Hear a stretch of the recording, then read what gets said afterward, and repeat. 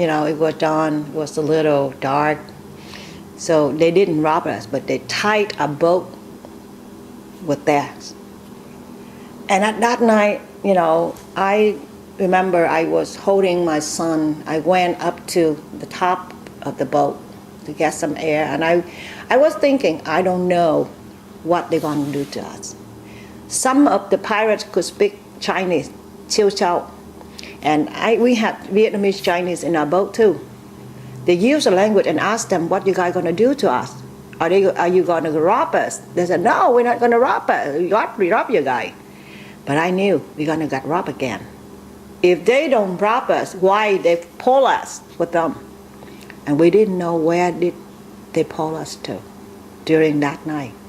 Our boat was just, you know, flying, and I was exhausted. I was exhausted after, like, you know, almost 4 nights, 4 days, no food, just a little water.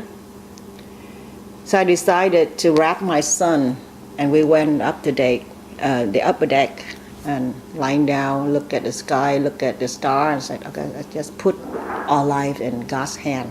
I said, I don't know what to do, God. It's only you, you know, who could protect us. Please let us through this, you know, dangerous thing.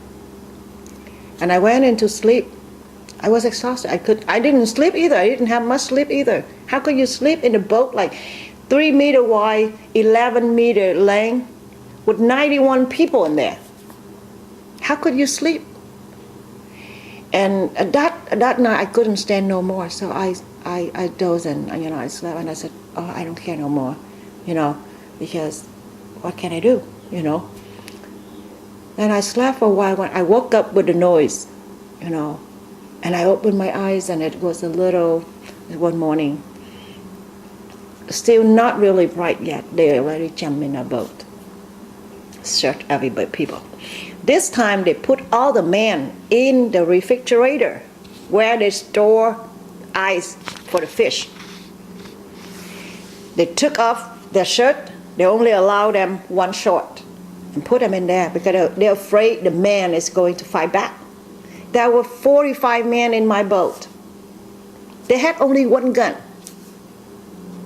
They had only one gun, and they robbed us. The second boat, they had like 9 people in there, including a kid in there, about a teenage boy about 11 years old. Robbed us too. He got a piece of longwood and he used it as a weapon to scare us. Oh, I said outside, oh, I'm going to kick that kid's butt, trust me. And they searched from the bottom to the top again. They chopped out all the cover of the boat to cover us for the sun. The top of the boat was chopped out. They broke all the food, instant noodle bag, to find is there any valuable thing. I mean, they searched from here, they searched to here, they searched to here, they searched everywhere. To me, hey, you're free to search.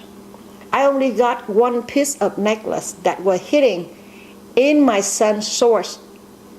Elastic inside. I sew it inside the elastic and put the elastic through the waist, and that left with us till we landed.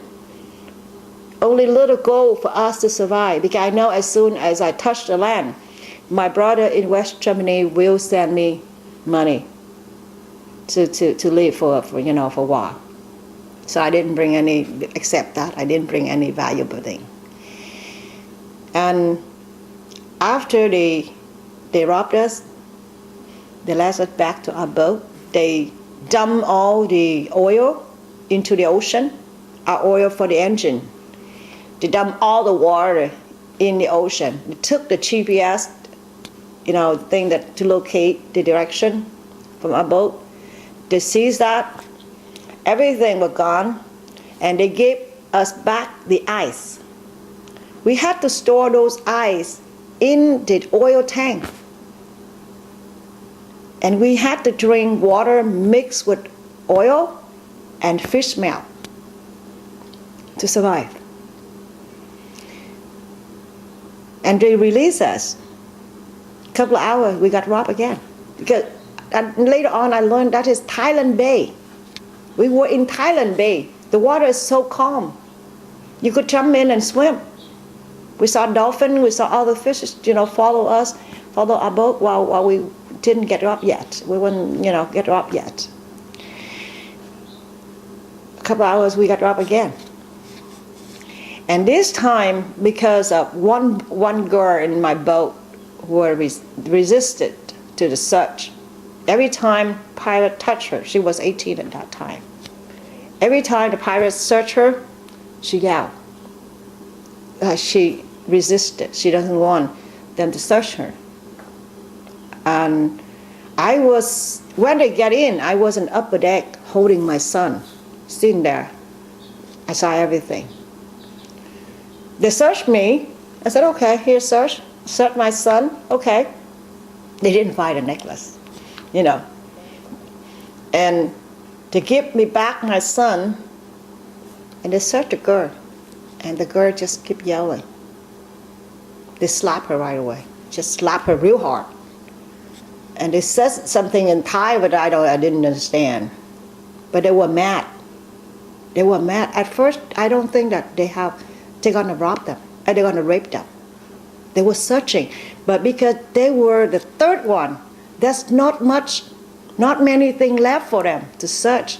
And I think they must know each other. Those fishermen should contact by radio, should know each other and say, oh, how much did you rob? Things like that. They would report to each other. And this boat wasn't happy because not many things left there. Now they got the resistance. And that girl, the first two previous things, she didn't resist. She didn't yell out. She cooperated with them. But this time, she resisted. After they slapped her, they took off her clothes. And from taking off her clothes, the raping idea came up. They started to rape her, right in our boat. And I remember after because she was new when she pulled out, so I just wrapped a piece of a man's shirt. Everything was all over. It was hell on earth, trust me. Hell on earth. Everything is all over. I just wrapped a shirt and waited for her. As soon as they released her, I used that and cover her. She was crying, and I guess that I never forgot that moment until the rest of my life. I saw blood coming out. I was so terrified. I didn't know what's going to happen to me too. I was only 23 years old. I was so young. Then they kept searching again. There was 5 men. And they pulled out another Vietnamese Chinese girl. She was about 17. Raped her. And then they searched for another Vietnamese lady that she's a couple of years older than me. But because she had time to prepare to pretend. She pretended like she got menstrual. So they released her. So they get to they put their hand on another lady, and that lady pretended. She took the smoke, the dark smoke from the engine, and she put it all over her face to make her filthy and ugly. And she was lucky she didn't get raped either. So they pulled out another girl, 15 years old. It's just the Vietnamese Chinese. She's the younger sister of the other. The other was just got raped, and they raped her. I went back there in 2006 for visiting my father's graveyard. People said, "Oh, so many things has changed, this and that. You will see a different Vietnam." I said, "I don't think so." And it was true. I went back there. I went from the south to the middle, to Huế. It's just the surface.